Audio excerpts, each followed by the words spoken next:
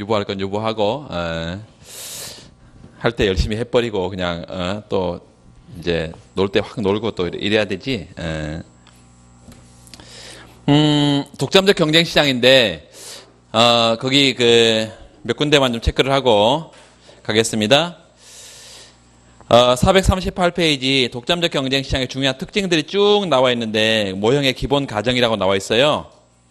첫 번째, 한 상품 그룹에 속하는 많은 기업들이 존재해서 조금씩 질이 다른, 거기다 밑줄, 차별화된 상품에다 밑줄.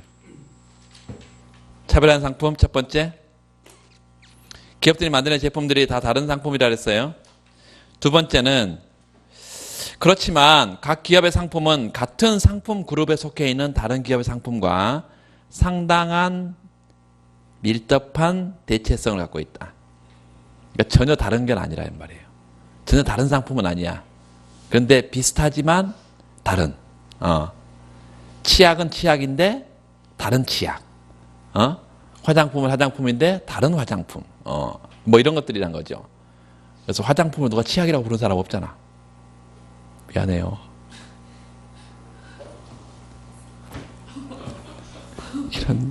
이런 표정들을 보니까 장난 아니야. 너 한 번만 그런 개그 해봐. 뭐 하나 던질 거야.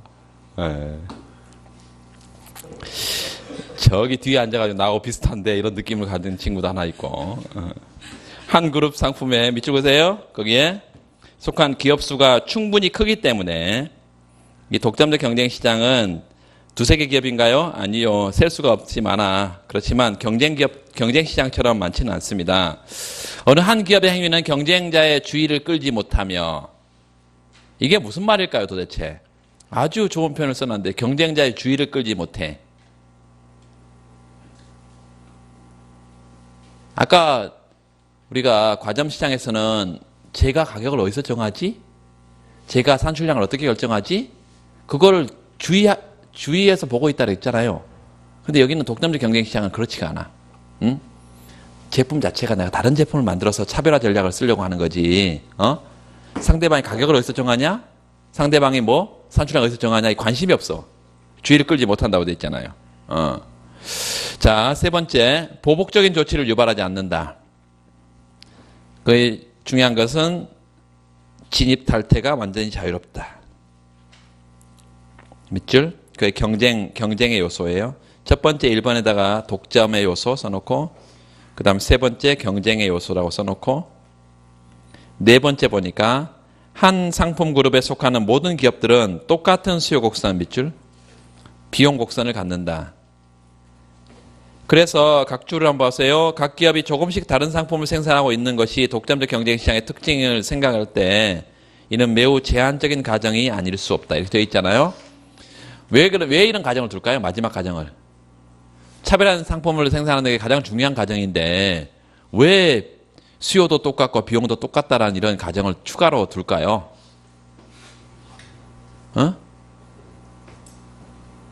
뭐라고? 반응 곡선? 왜 그럴까요?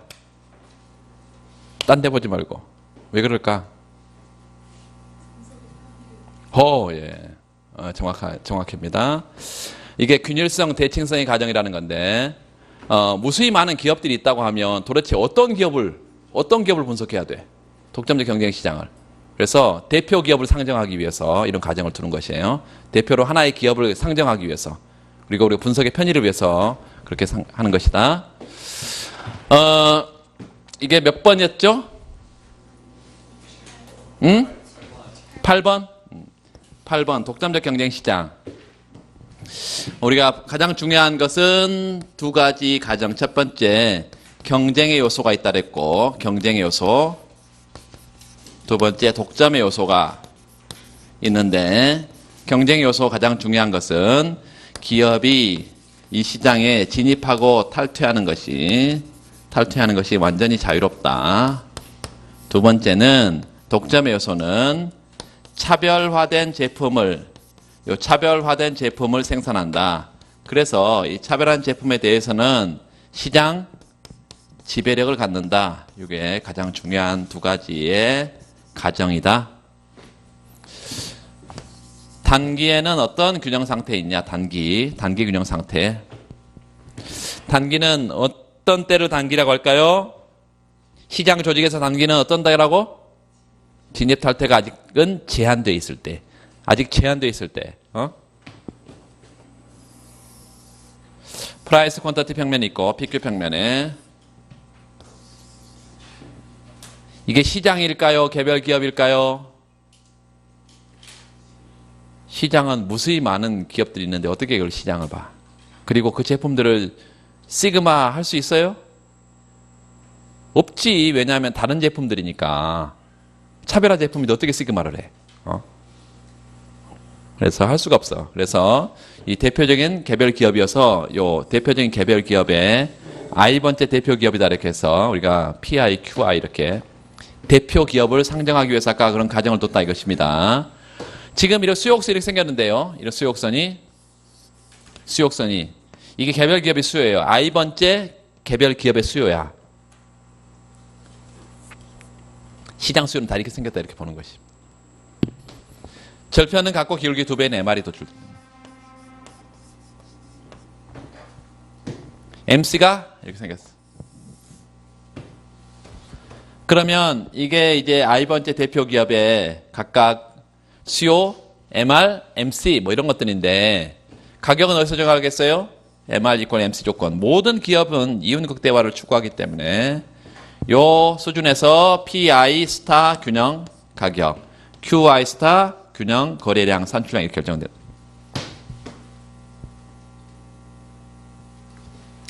자, 그러면 이 기업이 파이가 0일까요? 0보다 클까요? 0보다 작을까요? 지난번 한번 얘기한 적이 있는데 이 세 가지 경우가 다 나타날 수 있다.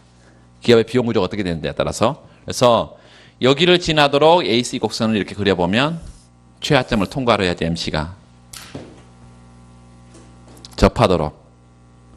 그리고 얘보다 비용 구조가 좋은 애가 있을 수도 있고 얘보다 비용 구조가 나쁜 애가 있을 수도 있고. 그러니까 요 AC0라는 비용 구조를 가진 기업도 있고 AC1이라는 비용 구조를 가질 수도 있고 이 기업이 그 다음에 AC2라는 비용 구조를 가질 수도 있어요. 그러면 뭐는 똑같아? 시장 가격은 MR 이권 MC 조건 있어요. 요 MR, MC 이 맞아떨어진 상태에서 가격과 산출량이 정해지니까 이건 변함이 없어. 정해져 있어. 이건 정해져 있어. 이건 정해져 있는데 요 흰색으로 표시된 AC 곡선의 비용 구조가 기업들이 다를 수 있다 이것입니다. 그때 자 보세요. 이런 높이를 갖는 평균 비용을 높이를 갖는 기업도 있고 이런 높이를 갖는 기업도 있고 쭉 올려가지고 이런 기업 이런 비용 구조를 갖는 기업도 있다. 여기는 가격은 여기인데요. 비용 구조는 여기밖에 평균 비용이 이것밖에 안 된다면 요만큼의 초과 이윤을 누리게 되는 기업이 있고 여기가 손실을 보는 기업도 있고 이런 형태로 가격과 평균 비용이 같아가지고 제로인 파이가 제로인 기업도 있고 기억할 것은 독점적 경쟁 시장의 단기 균형 상태에서는 세 가지 기업들이 혼재한다 이렇게 생각하면 되겠습니다. 파이가 0보다 작고 파이가 0보다 크고 이렇게 기업들이 존재한다.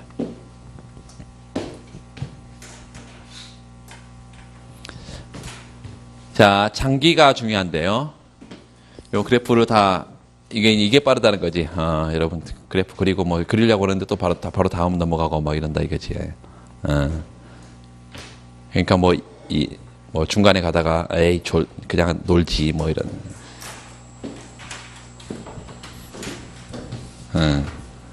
자, 장기는 진입 탈퇴가 완전히 자유로우니까 어떤 기업이 사라질 거예요? 이런 기업, 손실을 보는 기업 사라지겠어? 그리고 요 초과인을 보면 어때요? 아주 빠른 속도로 진입을 한다 그랬잖아요. 그래서 장기는 어떤 애만 남아? 얘만 남는다고 생각하면 되겠어.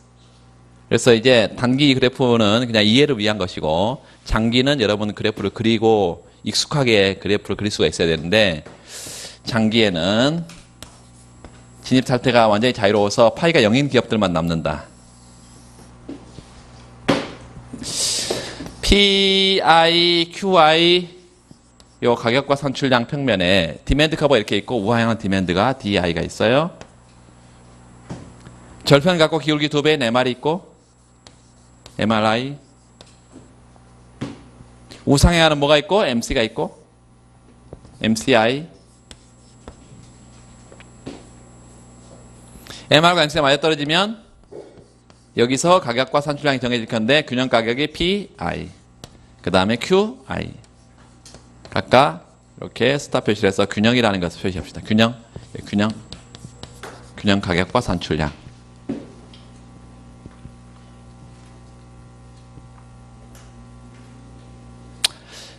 그리고 요 가격의 높이와 평균 비용의 높이가 같도록 이 점을 지나도록 AC 곡선을 그런데 AC가 접해야 됩니다.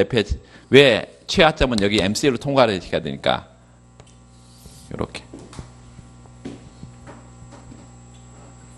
요게 AC야 평균 비용 ACI 그리고 이게 지금 비용 곡선들이 언제 요 장기 비용 곡선들이죠. 장기 비용 곡선들 그러니까 롱런 마지널 코스트 롱런 에버리지 코스트 이 장기 비용 곡선들이고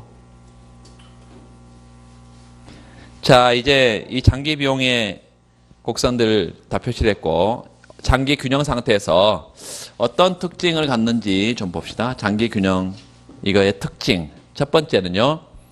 이게 만약에 경쟁 시장이었다면 균형이 어디일까요? 뭐와 뭐가 맞아떨어진 상태? 그렇지. 수요 곡선하고 MC 곡선. 경쟁 시장이었다면 이게 균형점일 거예요. 수요 곡선이 우리가 계속 강조하는 것처럼 MB 곡선, 마지노 베너핏 곡선이기 때문에 MB와 MC가 맞아떨어진 상태에서 균형일 텐데 그러니까 만약에 경쟁 시장이었다면 생산될 그 생산량 QC보다 훨씬 더 적은 생산량이 시장에 공급이 되고 있는 거죠. 두 번째는 경쟁 시장이었다면 이게 이클리브리엄 경쟁 시장이었다면 P하고 뭐가 같아? 뭐 같아요? 이거 P하고 뭐가 같아? 그렇죠. MC. P하고 MC가 같을 텐데 얘는 지금 MR 이거 MC 이거 그러니까 맞아떨어진 점이 여기여서 MR 이퀄 MC가 여기고 가격은 여기 높이니까 MR MC는 이 수준이고 얘가 MC보다 훨씬 더 높은 가격이 지금 형성이 되고 있는 거죠.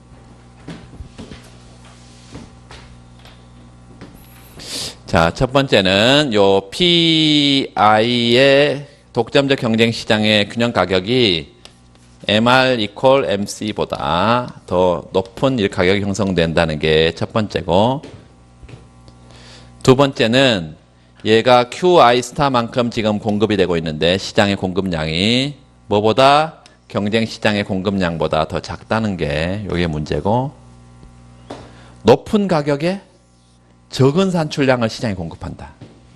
높은 가격에 적은 산출량을 공급해. 그러면서 얘가 MC를 한 개 비용을 반영하지 않기 때문에 경쟁 시장보다 지금 보세요. 얘를 시장 가격은 이거고요. 시장의 판매량은 이거잖아. 그럼 요 사각형의 면적이 뭐라고 했어요? 판매, 수입.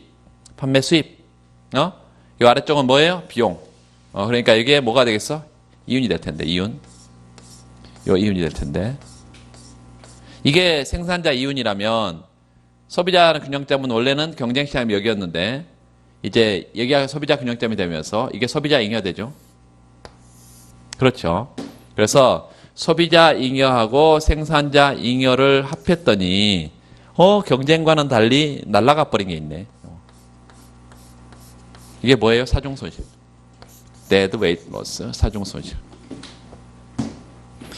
그래서 사중 손실이 발생한다 이것이에요. dead weight loss, 사중 손실이 발생한다. 독점적 경쟁 시장에서는 이 사중 손실이 이제 어떤 의미를 갖느냐가 굉장히 중요한데요. 이 사중 손실은 반드시 이게 후생이 감소한다는 의미예요. 후생 손실의 의미인데 이게 독점과 비슷하게 생겼죠. 웃을 일이 아니라 독점과 비슷하게 생겼잖아요. 비슷하게 생겼는데 독점은 이 수요 곡선이 있고 MR 커브가 있었고 MC가 있는 상태에서 가격과 산출량이 정해졌는데 얘가 지금 요런 형태로 지금 AC 곡선이 지나가지 않고 요런 형태로 지나가서 초과이윤이 있다고 이렇게 표현을 했고 얘는 지금 AC 곡선이 여기니까 뭐예요 지금 잠깐만 AC 곡선이 여기니까 지금 요게 지금 파이는 사실 제로입니다. 이거 뭐 지금 뭔 얘기를 한 거지 지금 방금? 잘못 얘기를 했네. 요게 지금 평균 비용 곡선이니까 평균 비용 곡선이 있을 때는 이윤을 어떻게 판단해야 되냐면 평균 비용 곡선으로 판단해야 됩니다. 그래서 가격과 평균 비용이 같으면 요게 지금 이윤은 제로예요. 어떤 점에서? 요런 점 예를 들어서 지금 A점 이렇게 하면 A점에서 얘는 지금 이윤 제로야. 장기 균형 상태에서는 진입 상태가 자유롭기 때문에 그래서 이게 장기 무이윤 정리가 성립합니다. 이게 경쟁과 같아요. 그런데 중요한 것은 뭐냐면 이 경쟁 시장과 달리 이 독점의 요소도 똑같이 갖고 있는데요. 경쟁의 가격보다 훨씬 더 높은 가격에 적은 산출량을 시장에 공급한다는 이런 독점의 요소도 갖고 있는데 독점과 같은 점도 있고 다른 점도 있다. 방금 공통점 뭐라고? P가 MR 이퀄 MC보다 더 크다는 게 뭐하고 같아? 독점하고 같아요. 근데 독점하고 다른 점은 뭘까요? 이렇게 파이가 0이라는 점도 물론 다르지만 또 뭐가 다르냐면 여기서 공급되는 제품이라는 것이 차별화된 제품이라는 거예요. 독점 시장에서는 단일한 상품이 하나 공급이 되는 거죠. 그런데 얘가 공급하는 것은 다른 상품도 유사하지만 차별화된 상품이라는 거예요. 그래서 여기 지금 요 의미가요. 이렇게 개별 기업이 산출량을 줄인다는 것은 어떤 의미냐면 시장의 수요는 주어져 있어. 이 주어진 시장 수요를 개별 기업이 산출량을 줄인다는 것은 충족시키기 위해서 시장에 존재하는 기업이 더 많아진다는 것을 의미하는 겁니다. 다시 한번 시장 수요는 주어져 있어. 그런데 개별 기업이 산출량을 이렇게 줄인다는 것은 어떤 의미라고요? 이 시장 수요를 석권하기 위해서 다 채우기 위해서 더 많은 기업들이 물건을 공급해야 된다는 얘기예요. 예를 들어서 10개 기업이 있는데 시장 수요는 100이야. 그러면 10개씩 생산해서 시장에 공급하다가 이 기업이 예를 들어서 5개로 줄였어. 그러면 시장 수요는 100 그대로니까 몇 개 기업이 생산해서 시장에 공급해야 돼 이제? 10개 기업이 10개씩 하다가 여기 5개로 줄였다니까 그럼 몇 개 기업이 있어야 돼? 네가 생각해라 이거야 지금.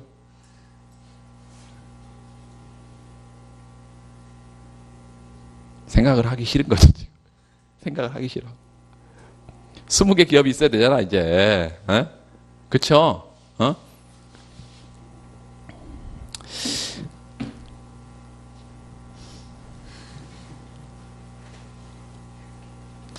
요 지금 개별 기업이 산출량을 줄인다는 것이 시장의 기업 수가 많아진다는 것을 방금 다 이해했을 거예요. 그러면 이 기업들이 다 어떤 제품들을 만들어낸 기업들이다? 차별화된 제품들을 만들어낸 기업들이다. 그러면 소비자들 입장에서는 이 차별화된 제품보다 다양한 제품들을 소비할 수 있게 되는 거죠. 그 말은 소비자의 후생이, 이 CS, 소비자의 후생이 어떻게 되는 거지? 소비자들은 저렴하게 물건을 쓰고 싶기도 하지만 다양한 제품들 가운데 내가 선택해서 쓰고 싶은 이런 욕구가 있어. 이거를 이제 영어로 love of diversity 혹은 lure of diversity라는데 다양성에 대한 욕구가 있다고. 다양한 제품 중에 내가 선택하는 맛이 있어야 된다 이것이에요.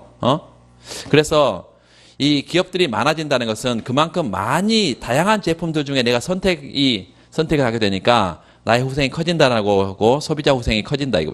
그 말은 사중 손실이 존재하면 후생이 감소하는데 이 산출량이 줄어드는 것은 소비자 후생을 더 늘린다 이것입니다. 그러니까 반드시 후생이 감소한다라고 보장할 수 없다. 독점 시장에서는 사중 손실이 존재하는 것이 경쟁보다 반드시 후생이 손실을 댄다 그러고 우리가 평가를 하지만 이 독점적 경쟁 시장은 어떻다? 후생이 사중 손실의 존재만을 가지고 후생이 더 나빠진다라고 단정적으로 말할 수 없다 이것입니다. 그걸 이해해야 돼. 그러면 이 기업들이 몇 개가 있어야 사회 후생이 가장 커지냐? 이런 논의가 이제 최적 차별화라는 논의예요.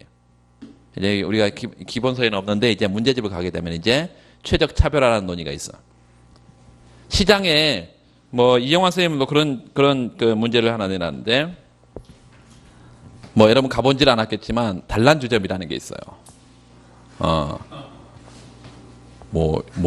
왜?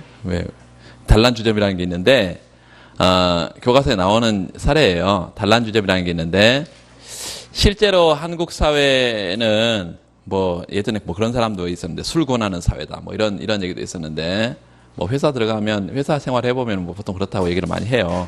회사 생활 안 해봐서 난 모르겠는데 단란주점이라는 것이 사회적인 한 개, 두 개 있으면 이건 아예 없애야 할 사회 악인가요? 그렇게 말할 수는 없다 이거죠. 그런데 너무 지금 난립을 하고 있다. 이런 표현을 쓰고 있어. 난립한다는 것은 어떤 의미냐면 사회적인 후생을 가장 극대화하는 수준보다 넘어서고 있다. 개수가. 그래서 이 최적 차별화라는 것은 사회 후생을 가장 극대화하기 위한 기업의 숫자하고 또 기업의 입장에서 장기에는 이 기업의 이윤이 얼마가 될까요? 독점적 경쟁 시장에서 장기 이윤은 0이 돼. 그 장기 이윤이 0이 될 때의 기업의 숫자하고 사회 후생을 가장 크게 하는 기업의 숫자하고 이걸 비교해 봤을 때 더 장기 상태의 기업의 숫자가 사회 후생을 극대화시키는 기업 숫자보다 더 커지면 난립하고 있다 이렇게 표현을 할 수 있고 너무나 차별화가 과잉 차별화가 돼 있다 이런 얘기. 과잉 차별화. 사회 후생을 극대화시키는 기업의 숫자보다 더 작으면 기업이 더 작으면 과소차별화가 되어 있다. 이런 표현을 씁니다. 그래서 우리가 이게 다 어디서 나오는 얘기라고? 요 사중 손실의 존재가 사회 후생을 줄이냐? 이런 논의에서 나오는 것이라고요. 거기 440페이지 좀 보시면 440페이지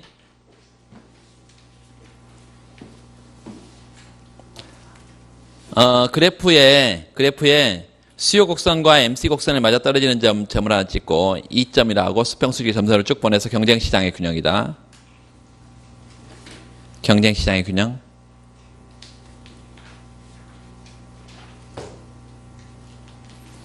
거기로부터 Q스타로 화살표를 하고 그리고 거기로부터 P스타로 화살표를 하고 그러면 가격은 높게 받고 시장의 공급량은 작아진다. 그래서 거기 삼각형의 면적 사중 손실이 생겨요. 표시하세요. 이 사중 손실이 존재한다. 그러면 이 사중 손실이 존재하면 만약에 독점 시장이라면 사중 손실 때문에 비효율적인 자원 배분이다 이렇게 말할 건데요. 이 사중 손실의 존재만을 가지고 그런 얘기는 할 수 없다는 게 방금 제 설명이었고 두 번째 F점을 보면요. F점. 이 F점을 보면 LAC 최하점에서 생산하는 거 아니죠. 어디서 생산해? 규모의 경제 구간에 생산한다. 규모의 경제 구간에 생산한다는 것은 더 내가 시설 규모를 크게 하고 산출량을 늘려서 생산 단가를 낮출 수 있잖아요. LAC 최하점으로. 그렇죠. 그런데 그걸 안 하고 있잖아 지금. 그렇죠. 지금 거기 아까 우리가 수요 곡선과 MC 곡선이 맞아떨어진 점으로 결국은 거기로 보내준다거나 아니면 LAC 최하점으로 보내주면 훨씬 더 산출량을 늘리면서 생산 단가를 낮출 수 있잖아. 그런데 그렇게 안 하고 있다는 거예요. 그게 오른쪽 441페이지 유휴시설의 존재다. 큰 공장 지어놓고 작은 산출량을 생산한다. 이런 표현이에요. 규모의 경제에서는 항상 그런다고요? 항상 그렇다는 거예요. 항상 그렇다. 규모의 경제에서는. 그래서 규모의 경제 구간에서 생산을 한다는 게 중요한 것입니다. 거기 유휴시설의 존재에서 F점을 보면 장기 평균 비용 곡선의 최저점보다 왼쪽에 위치해 드는 것을 볼 수 있다. 어떤 사람들은 이 사실을 들어서 독점적 경쟁 시장에서 유유시설이 존재하게 되고 밑줄 이 시장에는 너무나 많은 기업의 수의 기업들이 밀집되는 결과가 나타날 것이라고 지적하고 있다. 그러나 이중 선생님 좀 약간 반론을 제기하고 있습니다. 이런 유유시설을 이와 같이 정의하는 것이 과연 타당한지도 문제 삼을 수 있을 뿐 아니라 거기 밑줄 그으세요. 소비자들이 다양한 기호를 충족시키기 위해서 평균 비용의 최저 수준보다 약간 높아지는 것을 부정적으로만 보아서는 안 된다고 말할 수도 있을 것이다. 이런 많은 기업들이 나와서 내 선택 가능성을 높여주면 나한테 좋을 건데 조금 더 비용을 더 높은 가격을 내가 지불한다고 해서 뭔 문제가 되겠냐 이게요. 이런 생각을 갖는 소비자도 많이 있을 수 있다는 얘기예요. 이해되시죠? 그렇게 하시면 되겠고 그 442에는 비가격 경쟁이다. 기본적으로 제품이 다른 제품이면 이제 고급화 전략 이런 것들을 쓸 수 있다는 얘기입니다.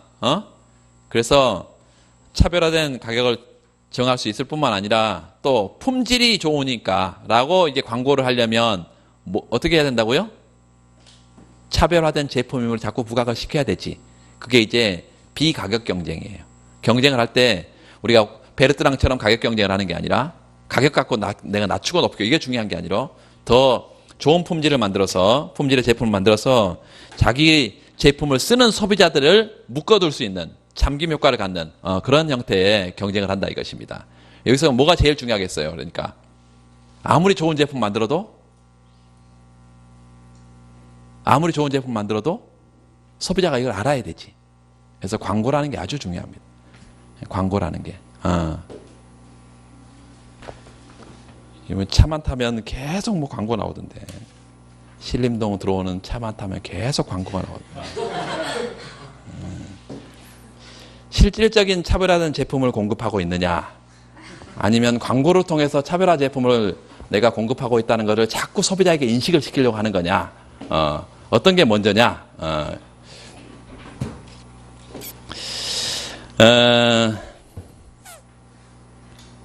게임 이론이에요. 게임 이론을 보면 거기에 뭐 이제 이걸 처음 읽어본 사람도 있을 텐데 일단 정말 단순한 것들을 좀 여러분 봐야 되겠습니다. 445의 제일 밑에 게임에는 기본 골격이 있는데 말이에요. 거기에 게임 하려면 플레이어가 있어야 되죠. 축구 선수들이 있어야 축구를 하지. 두 번째, 얘네들이 전략을 갖고 있겠죠. 게임에 보수가 있지. 내가 이겼을 때 뭔가 상금 이런 게 있어야 열심히 뛰지. 아무것도 없어.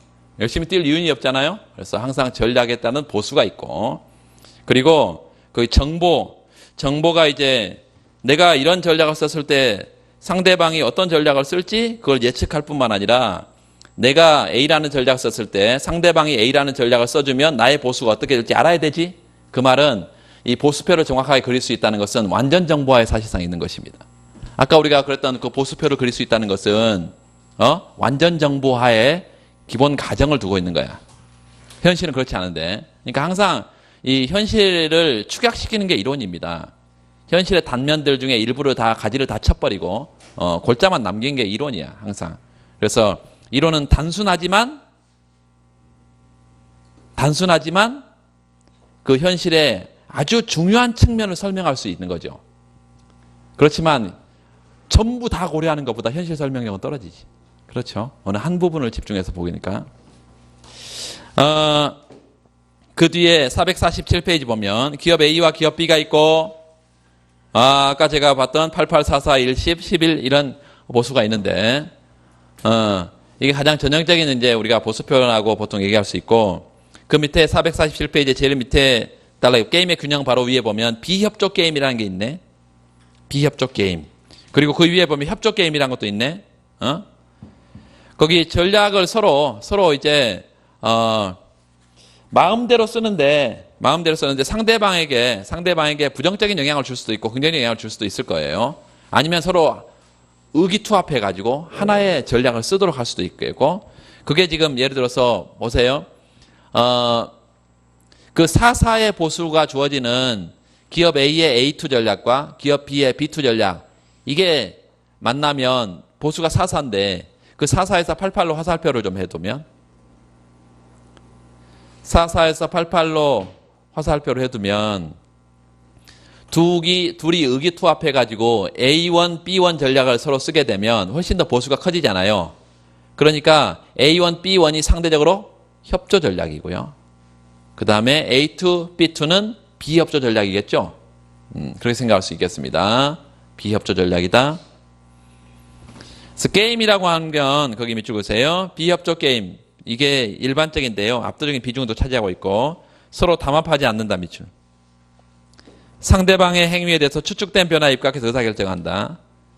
이게 과점 기업의 행동 원리인데 그 뒤에 보니까 가격, 밑줄 산출량, 밑줄 광고, 밑줄 이런 것들을 통해서 상대방과 치열한 경쟁을 벌이고 있는 현실의 기업들이 모두 비협조 게임 상황에 있다고 말할 수 있다. 그래서 우리는 지금부터 볼 것은 협조보다는 비협조를 먼저 보겠다 이 말이에요. 우월 전략 균형이라고 나와 있는데 그 개념들을 다 별표하고 이걸 자기가 이해하는 대로 개념을 쓰는 사람이 있어. 그건 아니에요. 그래서 꼼꼼하게 읽어보고 우월 전략 균형은 거기 어떤 전략을 선택하든지 관계없이 밑줄. 상대방이 어떤 전략을 쓰든지 A1이든 A2든 관계없이 기업 B는 하나의 전략이 자신의 보수를 극대화하는 전략이다 라면 그게 우월 전략이다. 아까 우리가 잠깐 봤어요. 그 내시 균형은 두 번째 우월 전략 두 번째 줄에 그 우월 전략 균형은 각 경기자가 밑줄 그으세요. 상대방에 의해 선택될 수 있는 모든 전략에 대해서 최적 전략을 갖고 있을 것을 요구한다. 그 말은 A1이든 A2든 상관없이 나는 우월 전략이 있어야 된다 이 말이에요. 상대방의 전략과 무관하게 나의 최적 전략이 있어야 되니까. 그렇죠. 그런데 그 요구를 조금 약화시켜서 제일 밑에 주어진 상대방의 전략에 대해서만 최적 전략을 가지면 이거를 내시 전략이라고 그러고 그 내시 전략의 짝이 존재할 때 내시 균형이라고 부른다. 그 내시 균형의 개념적인 부분 보시면 각 경기자가 밑줄 상대방의 전략을 주어진 걸로 보고 자신에게 최적인 전략, 최적이라는 건 뭐예요? 보수 극대화 전략입니다. 혹은 효용 극대화 전략이에요. 이 최적 전략을 내시 균형이라고 이렇게 부른다. 자, 이제 그 내시 균형이 존재하는 게임 여기서 그거 하나만 좀 볼까요? 기업 C가 그 위에 그 보수표를 잠깐 보세요. 기업 C가 C1 전략을 썼어. 그럼 기업 D는 뭘 쓰는 게 좋아? 주어진 걸로 간주하고 C 전략을. D1이면 5고 D2면 3이니까 D1에다가 점을. 방점을 혹은 뭐 스타 표시를. 그 다음에 기업 C가 C2 전략을 쓰면 기업 D는 뭐하고 뭐 중에 선택을 해야 돼요? 3하고 10 중에 10 위에다가 기업 D가 D1 전략을 썼어. 그러면 기업 C는 10하고 3 중에 10 위에 그 다음에 기업 D가 D2 전략을 쓰게 되면 기업 C는 3하고 5 위에 5 중에 5 위에 방점에 두 개가 찍힌 게 있을 텐데 A1, B1 A2, B2죠.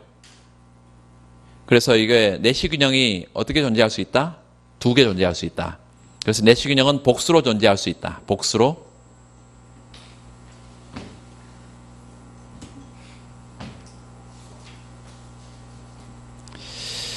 그 다음에 내시 균형의 성격에 대해서 쭉 나와 있는데 세 번째 줄에 꾸르노 모형에다 몇 줄 긋고 꾸르노 모형에서는 450페이지 내시 균형의 성격. 꾸르노 모형에서는 반응 곡선이 밑줄 그으세요. 상대방의 주어진 산출량에 대해서 자신의 이윤을 극대화시키는 산출량을 선택하는 거기 때문에 게임 이론에서의 내시 전략과 꾸르노 모형에서의 전략이 같다고 틀리다고 같아요. 그래서 꾸르노 내시 전략 이렇게 불렀잖아요. 꾸르노 내시 균형 이렇게 불렀잖아. 두 번째, 그 두 반응 곡선의 교차점에서 찾아지는 꾸르노 균형은 밑줄 그으세요. 두 내시 균형 전략의 짝에 해당하기 때문에 내시 균형과 다를 바가 없다. 두 번째, 거기 또 밑줄. 내시 균형의 성격으로 관심을 끄는 또 다른 점은 이것이 반드시 파레토 효율적인 성격을 갖지는 않는다는 점이다. 파레토 효율적인 것을 우리가 하지 않았는데 파레토 효율 밑줄 긋고 파레토 효율 밑줄 긋고 파레토 개선이 불가능한 것을 파레토 효율이라고 부릅니다. 파레토 개선이 불가능한 거, 그런 상태를, 자원 배분 상태를 파레토 최적 혹은 파레토 효율이라고 불러. 그러면 파레토 개선은 또 뭐냐? 파레토 개선은 소비의 파레토 개선이 있고 생산의 파레토 개선이 있는데, 소비 측면에서 파레토 개선은 한 소비자의, 적어두세요 밑에. 소비의 파레토 개선은 뭐냐? 한 소비자의 효용을 감소시키지 않고는 다른 소비자의 효용을 증가시킬 수 없는 상태. 한 소비자의 효용을 감소시키지 않고는 다른 소비자의 효용을 증가시킬 수 없는 상태.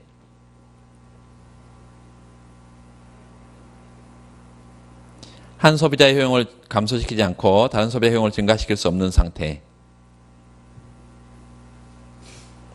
생산의 파레토 개선은 뭐겠어요? 그러면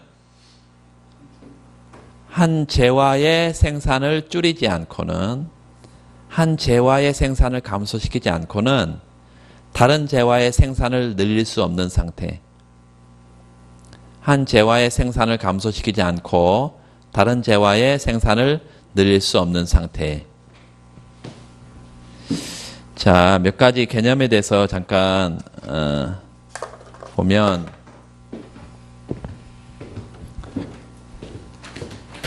지금 게임 이론의 첫 번째 우리가 내시 그리고 뭐 도미넌트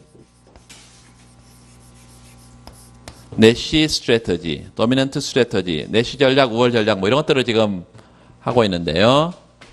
보수표가 게임에는 항상 뭐가 있어야 된다고? 플레이어가 있어야 되고, 두 번째 플레이어가 쓸 수 있는 전략이 있어야 되고, 세 번째 보수표, 보수 행렬표 이런 게 있어야지 게임을 분석할 수가 있고,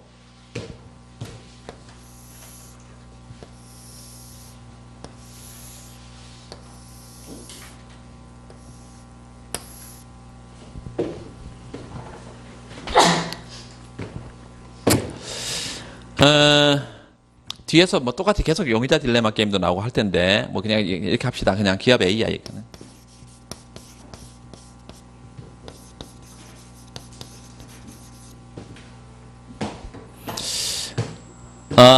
기업 A가 A1 전략을 쓸 수도 있고 A2 전략을 쓸 수도 있겠습니다. 기업 B가 B1 전략을 쓸 수도 있고 B2 전략을 쓸 수도 있어. 그런데 방금 거기 교과서에 나와 있는 보수표는 이렇게 생겼다.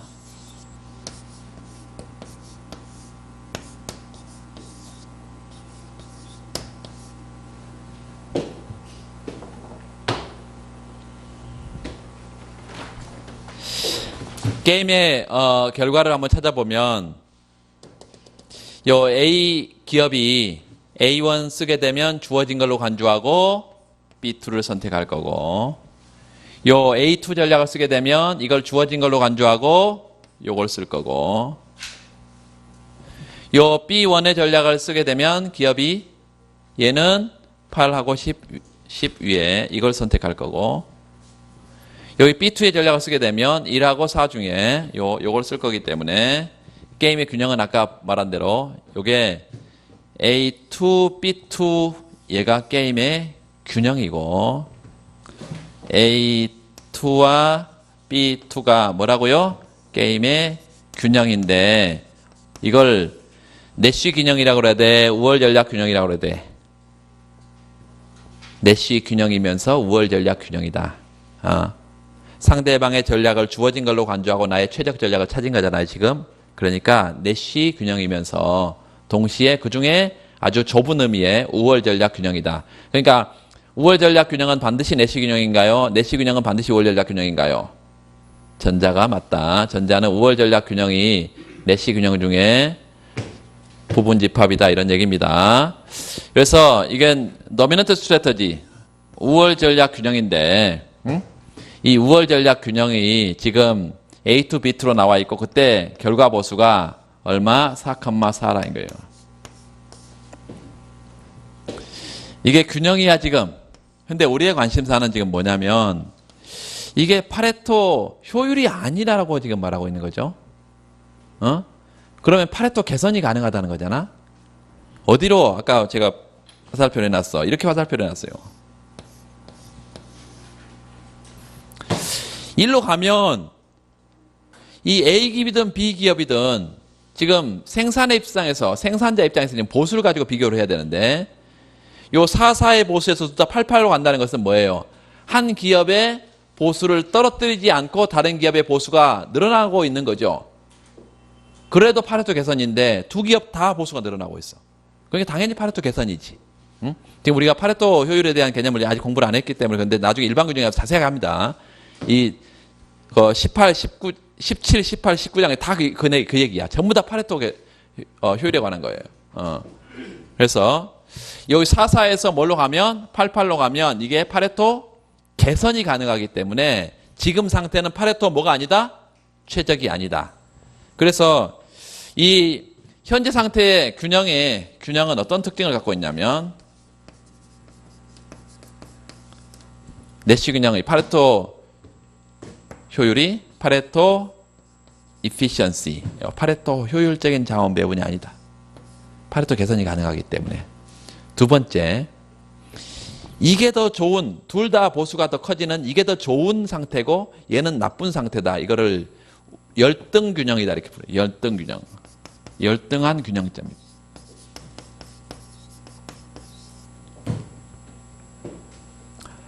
또 하나, 이거를 이제 기업 A의 입장에서는 상대방이 어떤 전략을 쓰든지 상관없이 나는 가장 좋은 걸 선택한 거죠. 기업 B의 입장도 마찬가지예요. 얘가 이걸 쓰든 나는 이게 가장 좋으니까 B2 전략을 지금 쓰고 있단 말이에요. 개인의 입장에서는 가장 좋은 선택을 하고 있어.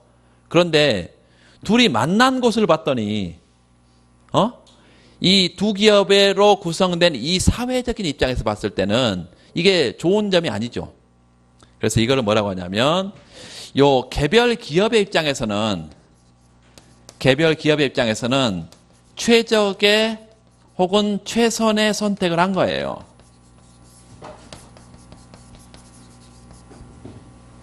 그런데 이 공동체,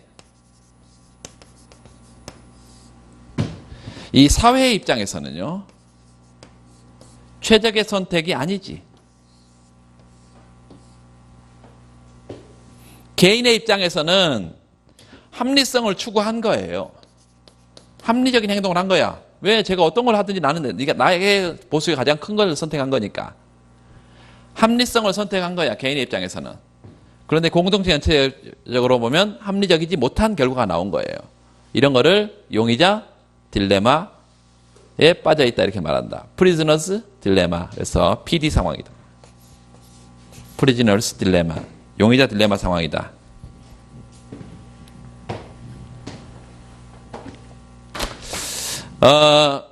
그 뒤에 용의자 딜레마가 또 있기 때문에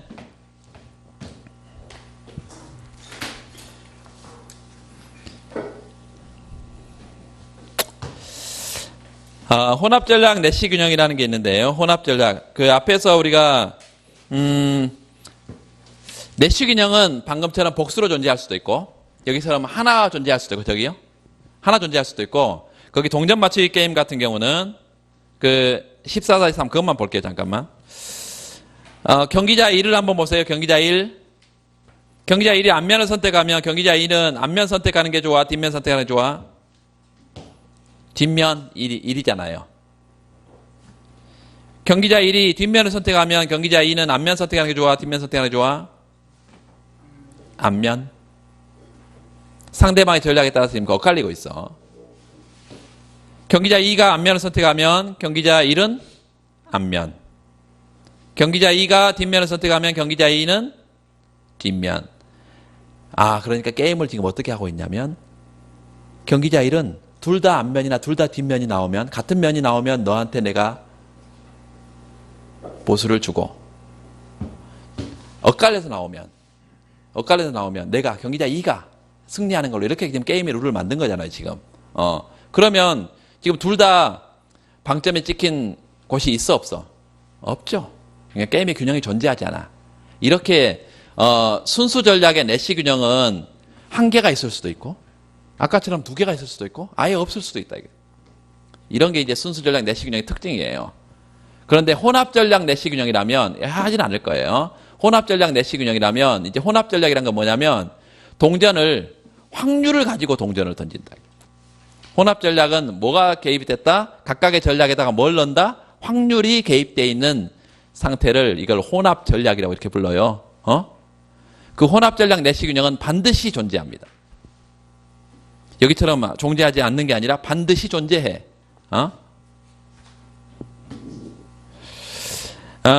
그게 이제 제일 452페이지 제일 끝에 나와 있어. 그리고 제일 끝에 밑에 세 번째 줄에 내시 균형이 되는 전략의 짝은 찾을 수 없기 때문에 순수 전략 내시 균형은 존재하지 않습니다. 그렇지만 혼합 전략을 허용하면 내시 균형이 반드시 존재한다. 이 혼합 전략은 그 위에도 나와 있지만 그 위에 혼합 전략 내시 균형 두 경기자에게 각각 2분의 1의 확률로 앞면과 뒷면을 섞어서 게임을 하는 경우를 이걸 이제 혼합 전략이라고 하는데 혼합 전략의 경우는 반드시 균형이 존재합니다. 이것도 내시 균형의 일종이다 이렇게 했고 뷰티풀 마인드를 영화를 안 본 사람은 그거 읽어보세요. 옆에 뷰티풀 마인드 잔 네시 말년이 좋은 거예요, 나쁜 거예요?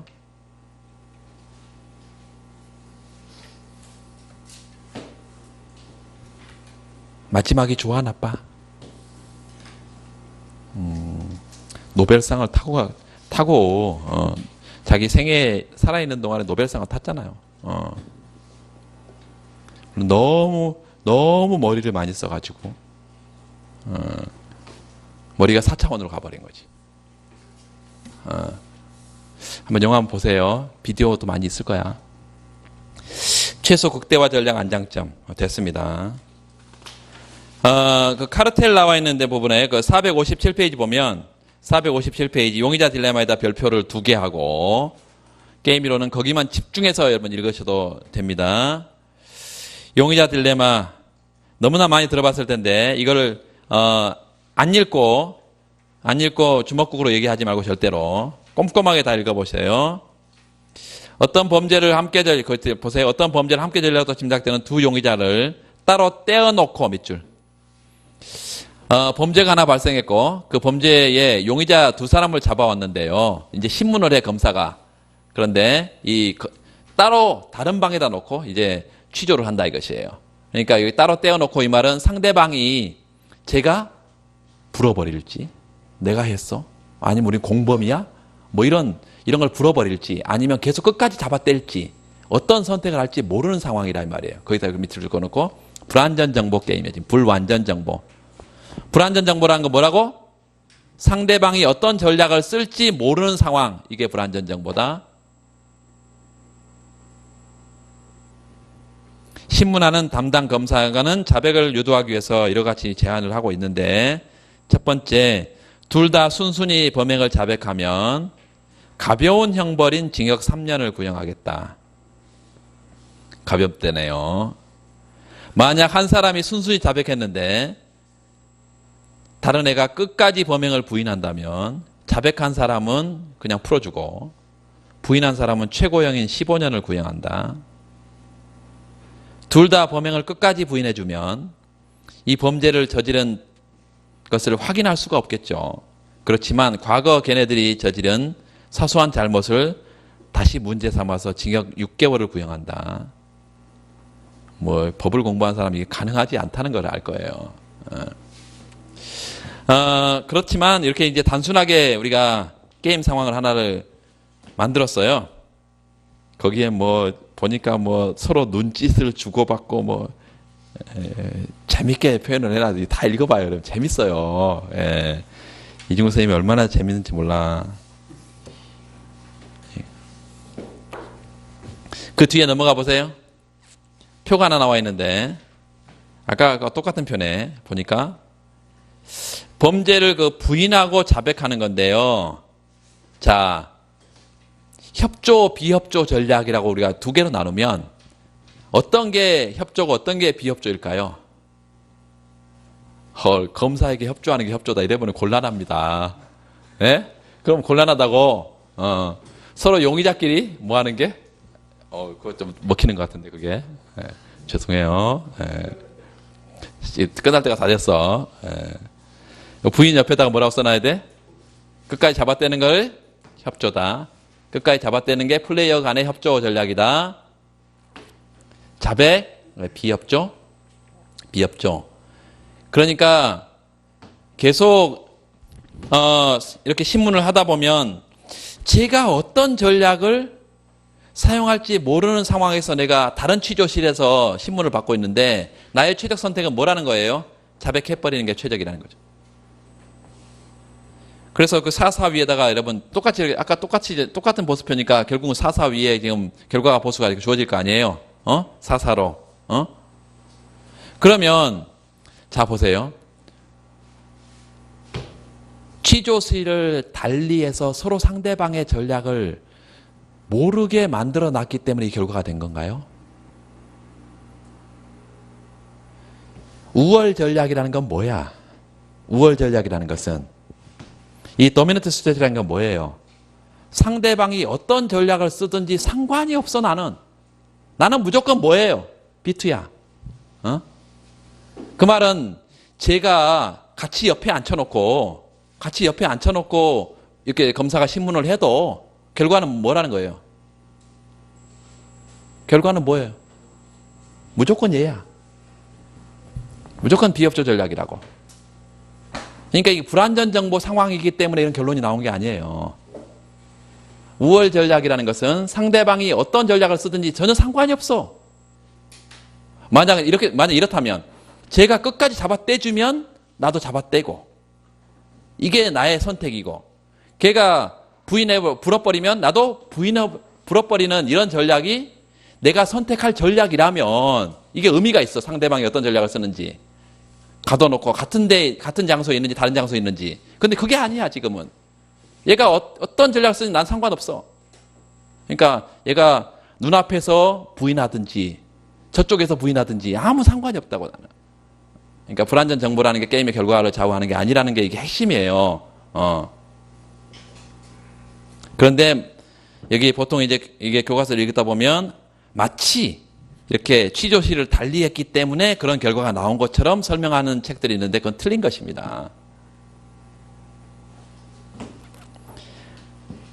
자, 그래서 여기서도 처음에 읽어보면 뭐 그런 얘기들을 쭉 하고 있고요. 제일 뒤에 여기에 이제 이중구 선생님도 이제 그런 방금 제가 설명드린 그런 취지의 결론을 내리고 있는데요. 이거에 대한 비판론이 굉장히 많이 있다는 것을 여러분 일단 인식을 하고. 자, 제일 끝에 한번 보세요. 그런데 용의자 딜레마 문제에 있어서 이와 같은 결론을 도출하는 데는 두 가지 사실이 중요한 역할을 하고 있다. 이제 이건 기본 강의에서는 이렇게 얘기를 합니다. 하나는 두 용의자를 격리시켜서 신문하기 때문에 상호 의사 전달이 불가능하고 협조가 불가능한 상황이 조성되어 있다는 점이 하나의 지금 특징이고, 이 게임에서 자백하는 전략은 자기 혼자만 이득을 보려고 하는 이기적인 전략의 성격을 갖고 있다. 반면에 부인하는 전략은 함께 잘 되자는 의도가 포함되어 있다는 점에서 협조적인 성격을 갖고 있다는 전략이다. 그래서 아까 협조, 비협조 이렇게 했고요. 그러나 상호 의사 전달이 불가능한 상황에서 협조 전략을 선택하는 것이 너무나 위험하다고 판단했기 때문에 이기적인 전략을 선택하게 되는 것이다. 자, 여기까지 일단 보세요.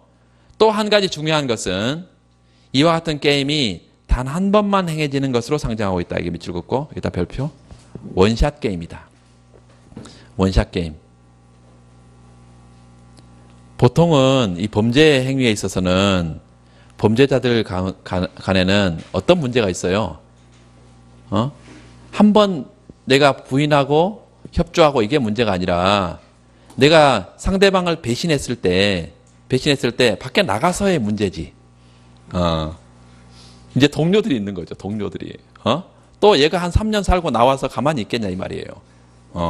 이게 원샷 게임이 아니기 때문에 이제 보복 전략이 가능하기 때문에 이게 보통은 공범들끼리 부른 경우가 많지 않다는 거예요. 이해되시죠? 그래서 지금 게임이 한 번만 행해지는 것으로 상정하고 있다. 이게 계속해서 할 것이 앞으로는 이게 원샷 게임이냐, 한 번 게임이냐, 혹은 이렇게 한번 생각해 봐요.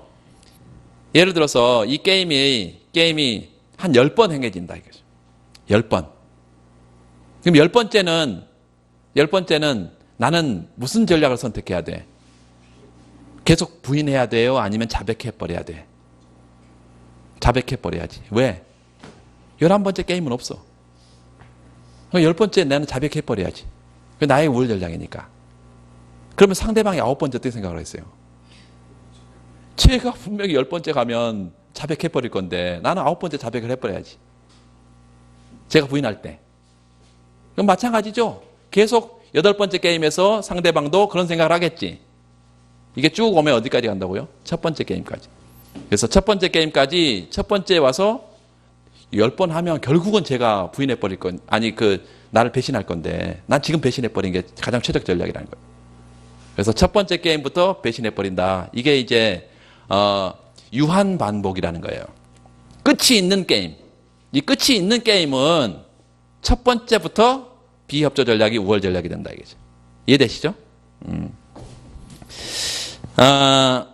그래서 그런 얘기를 지금 쭉 앞으로는 할 건데 그 뒤에 게임이 여러 번 행해질 때 눈에는 눈, 이에는 이 방식의 전략이 활용될 여지가 생긴다. 이건 무슨 말이에요? 기본적으로 이런 것입니다. 제가 협조를 해. 코어포레이션은 협조예요. 그러면 나도 눈에는 눈이니까 협조를 해. 제가 협조하네? 그럼 나도 협조해야지. 이런 것인데 잘 가다가 쟤는 협조를 했는데 검사의 그 유혹에 넘어가가지고 비협조를 한다.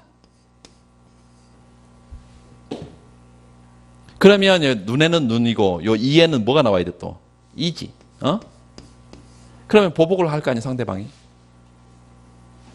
이 보복을 당하고 보니까 너무나 뼈가 아파. 그래서 다시 돌아갔어 협조로. 그러면 또 뭐 한다는 거예요 상대방은? 그렇지, 협조한다는 거예요. 그러니까 얘가 한번 배신을 해서 내가 보복을 가했어. 그래서 다시 원래로 돌아오면 그대로 받아준다는 거예요. 이게 눈에는 눈, 이에는 이야. 그런데 이거보다 더 강력한 반복 게임이 있어. 얘가 지금 협조하면 나도 협조한단 말이죠. 그리고 협조했으니까 나도 협조를 해. 잘 가다가 얘가 비협조를 해. 그러면 얘는 비협조하니까 보복을 가하겠죠. 비협조, non cooperation. 얘 비협조를 할 거야. 방금 얘기한 대로 이걸 보복을 당하니까 너무 이제 내가 힘들어. 나에게 치명성을 가했어. 그래서 다시 돌아갔단 말이죠. 내 협조할게. 제발 봐줘. 이렇게 돌아갔어. 그런데 총구를 한번 떠나면 되돌릴 수가 없다는 게 있어. 이제 너는 이해를 하더라도 나는 한 번 비협조하면 끝까지 비협조다. 이런 전략이 있는데 이걸 뭐라고 한다고?